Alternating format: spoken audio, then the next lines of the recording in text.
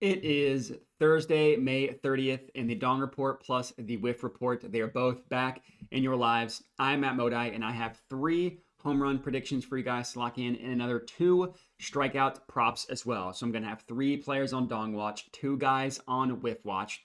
Of course, before we can get into those, we got to do a recap from yesterday, which was not great in the Dong department, but it was good in the Whiff department. So I did not get any of my 3 home run predictions to cash. 0 for 3 there, down 1.5 units. But at least we had a good day on the Whiff report. I got 2 of my 3 plays to cash, so 2 and 1 there, up 1.05 units. We're on a really nice run on the Whiff report. We're up a little under 4.5 units over the past 2 days on the Whiff report. Now, the one play we lost was actually a pretty brutal beat. I had Alek Manoah over 5.5 strikeouts.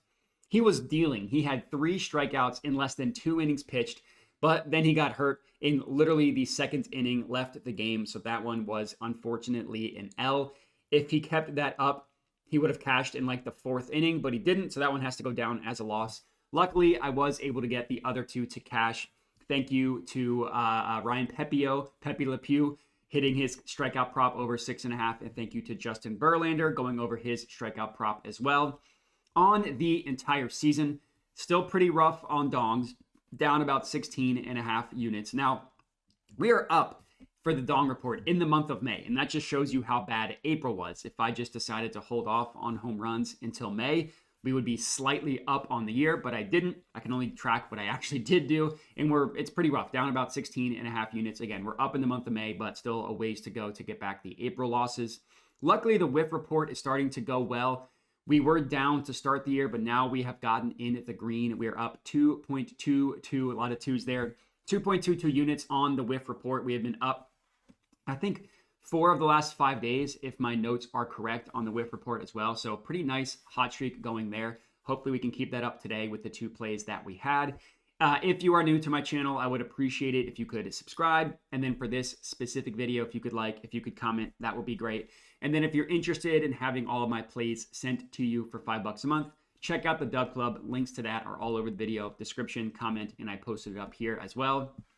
So check that out if you're interested, but that's enough of that. We can get into today's bangers, starting with the Dong report, and we are starting in the Yankees versus Angels game, and I'm taking Aaron Judge to hit a home run at plus 255 odds at FanDuel. I get that whenever someone picks Aaron Judge, it's very chalky, it's very boring, but hey, he's gone 3 straight games without hitting a home run, which for Aaron Judge, in the run that he's been on, 3 games is like basically an entire season. So hopefully that is a slump that he's able to break out of tonight.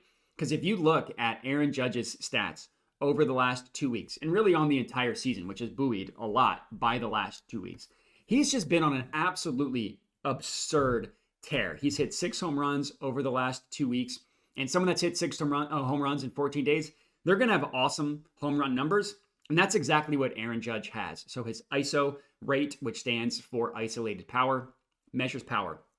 His is at 53.5%. That's the 3rd highest in the MLB. And to put that into context for you guys, Fangraphs considers anything 25% and above for ISO rate to be considered excellent. Last year, the leader in ISO rate was at about a little over 30%.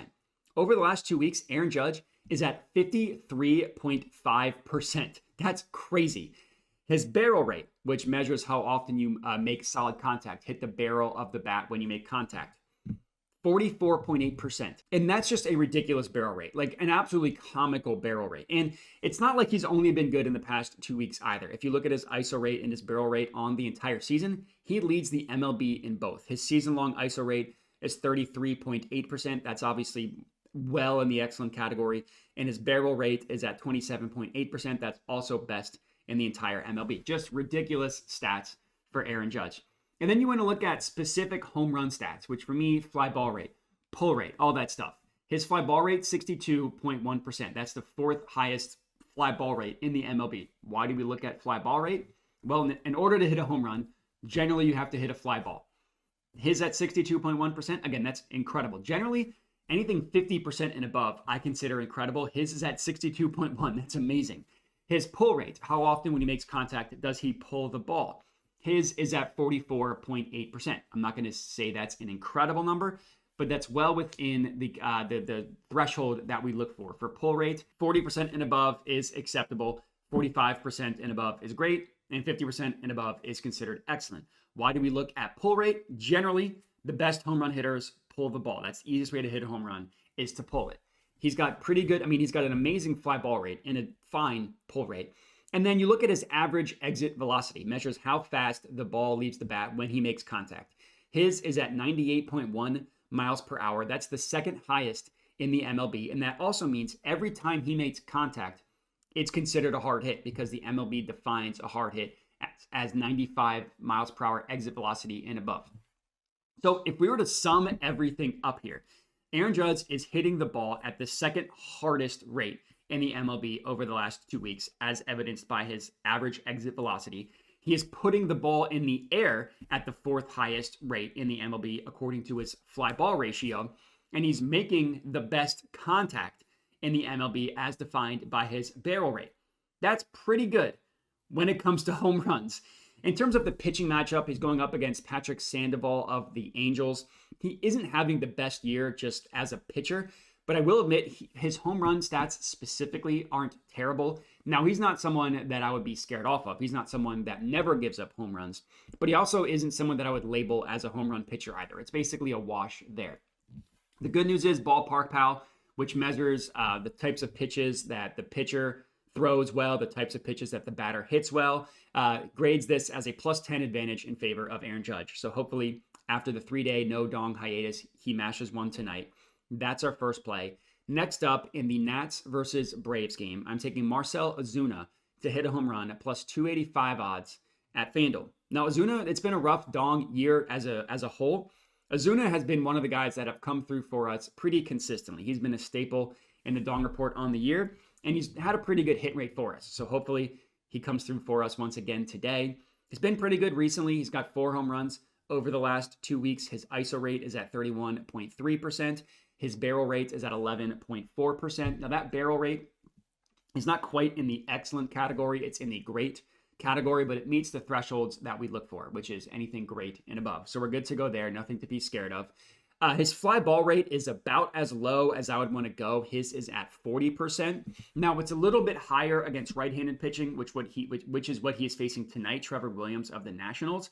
But 40% fly ball rate isn't something that scares me off, especially when you consider his pull rate is at 54.3%. Basically, if one of those is at an excellent number, you can accept one of them not being at an excellent number. And that's kind of what we're doing here with Marcell Ozuna. Not everybody is going to be Aaron Judge, who's basically good in every single category. And this is another situation with Ozuna going up against Trevor Williams. Trevor Williams isn't a horrible home run pitcher by any means. He's actually having a really good year overall. Now, he's 32 years old. He's been a journeyman his entire career. This is by far, if you look at his numbers, by far the best year of his career if the year were to end today and these stats were to keep up. So I do wonder if some regression is coming. Maybe the 32-year-old pitcher is making a leap in his age 32 season, or maybe he's gonna be due for a little bit of regression. I mean, admittedly, looking at all his advanced stats, all his expected stats, all those look good. It doesn't show a pitcher that's getting lucky. So maybe he's just putting it all together. Maybe. But regardless, the good news here is that he is a right-handed pitcher and going up against a right-handed hitter in Marcell Ozuna. And while Trevor Williams, he's only given up 2 home runs on the year, both of those home runs were to righties. And if you look even deeper than that, both his fly ball rate and his hard hit rate are higher against right-handed hitters as well. And then you look at Marcell Ozuna. Last year, you wanted to target Ozuna against left-handed pitching. He annihilated left-handed pitching. That hasn't been the case this year. He's actually been much better against righties. His ISO rate on the season against righties is up to 31.9%. That's in the excellent category. Against lefties, it is down to 23.5%, which is still great. It's not a terrible number by any means, but it's definitely not excellent.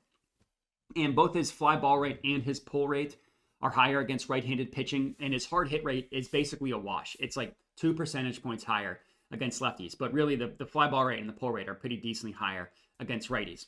As I mentioned, Ozuna's hit 4 home runs over the last 2 weeks. All 4 have come against right-handed pitching. And this is another example where Ballpark Pal lists this as a +10 advantage in favor of the batter. So hopefully Ozuna comes through for us as our second play. Third up, our final dong pick of the video. We're going back actually to the Yankees versus Angels game, and I'm taking Giancarlo Stanton to hit a home run plus 350 odds at FanDuel. If Aaron Judge didn't exist, Stanton would have some of the best home run numbers in the entire MLB. Not looking at just raw home runs hit, but looking at all his advanced stats. His are really, really good. But because Judge exists, he's overshadowed a little bit by his own teammate. But if we were to just look at Giancarlo Stanton, he's hit 4 home runs over the last 2 weeks, so he ties Ozuna there. His ISO rate is at 32.6%. Yeah, it's not good as over 50% like Judge, but that's in the excellent category. His barrel rate is at a absurdly good 25.8%. Again, excellent, not as good as Judge, but considered excellent. And that barrel rate is the 4th best in the MLB over the last 2 weeks. So he's been barreling up the ball really, really well. And that's also been consistent with the entire year as well. This is not a recent barrel barrage for Giancarlo Stanton. His barrel rate on the season is 18.5%. That's the 3rd best barrel rate in the MLB. And then if you look at his advanced stats, he's very, very similar to Judge in that he has a very high launch angle. He consistently hits fly balls. Obviously, that bodes well for home runs. His fly ball rate is 62.1%.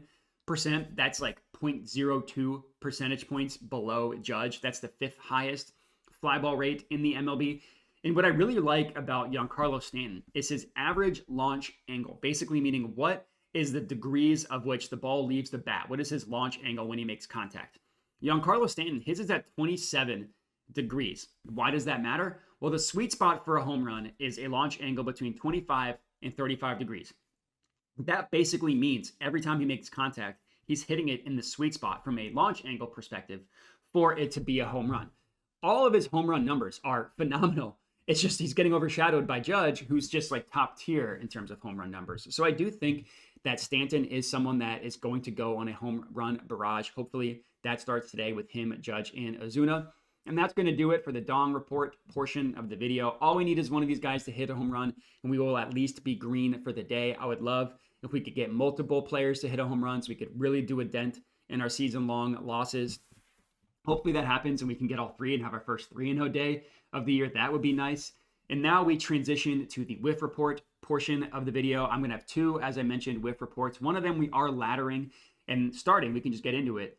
The first one is in the Astros versus Mariners game, and I'm taking Spencer Arrighetti over 5.5 strikeouts, minus 148 odds at FanDuel. Now, this is a play that I'm also going to ladder up to 7+ strikeouts as well, plus 142 odds at FanDuel, and I'm putting a half unit on that one. So full unit on the mainline play, half unit on the ladder play. Admittedly, these minus 148 odds is about the steepest you will ever see me go. Honestly, it's steeper than what I normally do. But if you look at the odds on FanDuel and you compare it to every other sportsbook, we're actually getting a pretty decent price here. FanDuel is at minus 148. The next closest book is at minus 185. And we see odds all the way up to minus 195. So positive expected value betting is betting on outlier odds compared to the rest of the sports books. And that's what we're doing at FanDuel. If every other book was in the minus 150s, I probably would stay away. But considering FanDuel's at minus 148 and everything else is in the minus 180s or minus 190s, I was comfortable going with it. And much, much more comfortable going with it when you consider the matchup. He's going up against the Mariners, who strike out like crazy. We backed Justin Verlander against the Mariners last night. His over-under was 6.5. He struck out 9. On the entire season, the Mariners have the highest strikeout rate on the year at 29%. That's the highest on the year.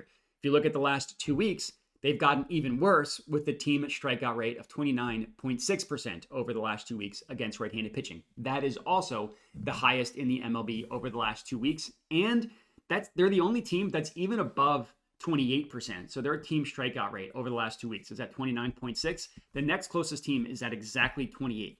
So the only team that's above 28, let alone even above 29, it's just been really, really bad how often they've been striking out. For context, Fangraphs considers anything 27.5% or worse as an awful grading that they give. That's the worst grading that they will give for a team strikeout rate at 27.5%. And the Mariners are the worst, and they're one of 4 teams that qualify for that as well. Now, if you look into their lineup, because you got to say, okay, this team strikes out a lot. Who specifically is striking out a lot? This is on the entire season. They have 4 guys in their lineup who strike out over 30% of the time or worse. That's terrible. That's like, awful was 27.5%. They're at 30% or worse with 4 of them. Then they have another 4 guys that are 25% or worse. So that's 8 of their 9 projected batters in the lineup, 4 of which strike out at a horrific rate. Another 4 of which strike out between below average and awful rate as well. That's terrible. That's on the entire season. If you want to look at the last 2 weeks, 6 of their projected batters strike out over 30% of the time. That's 2/3 of their lineup who are absolutely horrible. And if you look at Arrighetti, I'm not going to sit here and tell you that he's a great pitcher, but he does have pretty decent strikeout stuff. Basically, he either gets hit up or he strikes out a lot, or he does both. He gets hit up while the guys that don't get hit, or the guys that don't get hits, strike out. That's basically how his season has gone. On the year, he has hit it in 4 of his last 6 starts. 2 of those starts, he cashed the 7+ ladder play as well. The other 2, he had exactly 6. And then looking at his actual stuff, he's got a strikeout rate of 24.3%. That's a little bit above average, but not phenomenal. His swinging strike rate is at 11.9%. That is top 30 in the MLB, but very close to 30.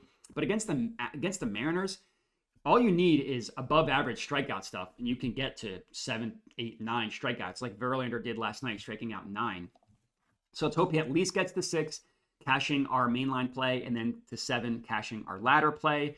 Next up, we're heading to the Cubs versus Brewers game, and I'm taking Jameson Taillon under 4.5 strikeouts, plus 125 odds at bet365. Normally, when I look at strikeout props, I try to target overs against teams that strike out a lot or target unders against teams that never strike out. Seems pretty obvious there. For this one, we're actually not backing a Brewers team because they never strike out. Instead, what we're doing is the opposite, and we are fading a pitcher that simply never strikes out. Now, the Brewers, they're completely average when it comes to striking out, and we'll get into them. What we're doing here is we're fading Jameson Taillon, who never strikes out a bunch of guys. Basically, never. His over-under is at 4.5. He's only gone over this number in 1 of his 7 starts this year. And to go even further than that, so he's gone under 6 times.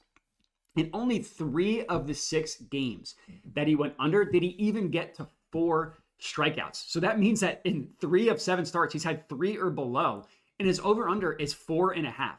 Not only is his over-under 4.5, but the under is priced at plus 125 odds. I have no idea what the books are doing, pricing this at 4.5, and then pricing the under at plus 125. This under should be priced at like minus 150 if we want to go back to the previous play.